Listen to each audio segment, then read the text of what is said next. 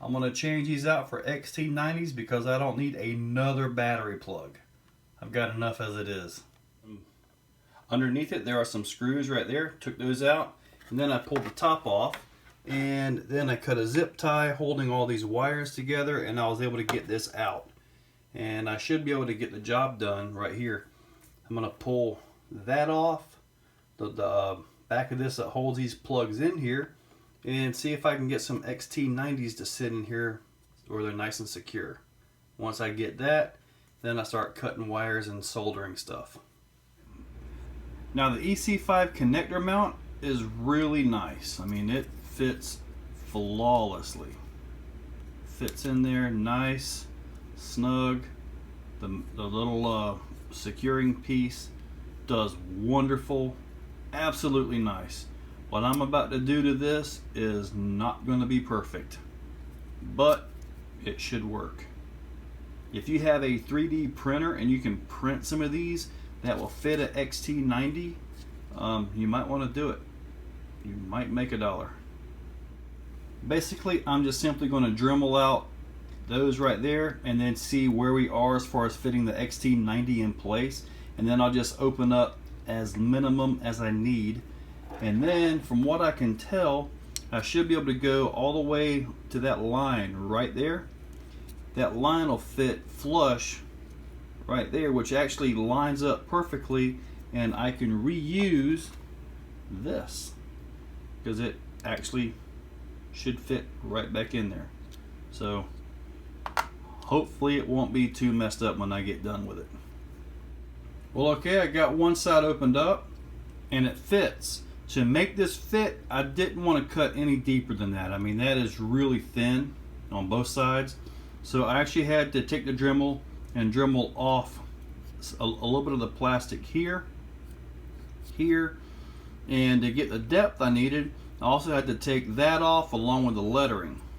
Now with that, it actually fits pretty good. Fits in nice. Now the added depth to get this down where I needed it to be, I'm going to have to trim these off a little bit to allow that lock to actually hold everything in place. But it's there, it's solid, everything seems to plug in pretty well here. So that will give me the XT90 that I'm after.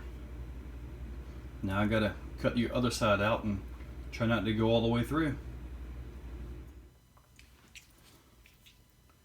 So here it is.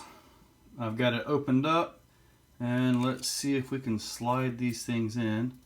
Trimmed them up, should be ready to go. There's one. There's two. I've also cut the little pieces down, so this can simply go back in place just like that. And with that, the job is done. If you're going to use a Dremel, make sure you're careful because it will, you know, catch and fling over. That was what I used for a bit. I also used a file, a razor knife, and a little cheap hacksaw to cut the ends off. So I'm ready to get soldering some wires and get this put back in the truck. Also, you will make a mess. I've got shavings and powder all over the place. So I might have to break out the vacuum and clean all this up.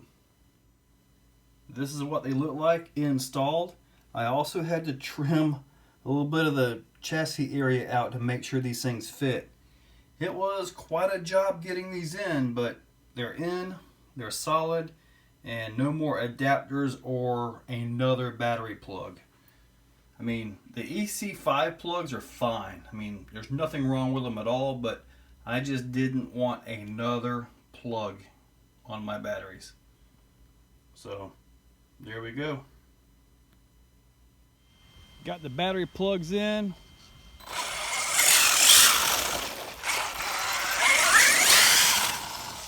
Obviously no body.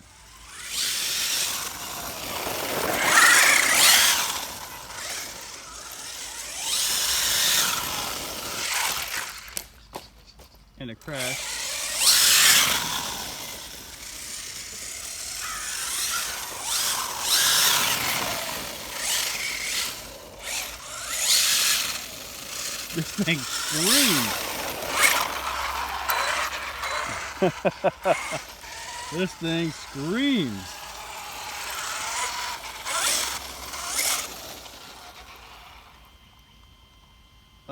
Yeah, that's gonna happen. Just not now. And if you wonder what I'm looking at, the big bad ramp. Not this time, guys. Stay tuned. Over again. Did this thing get a donut?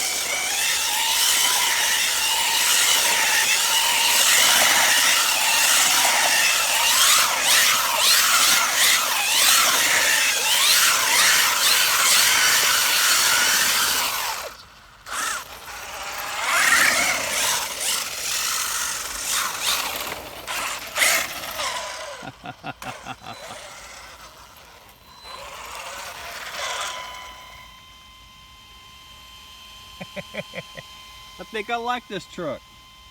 Time to go put the body on it.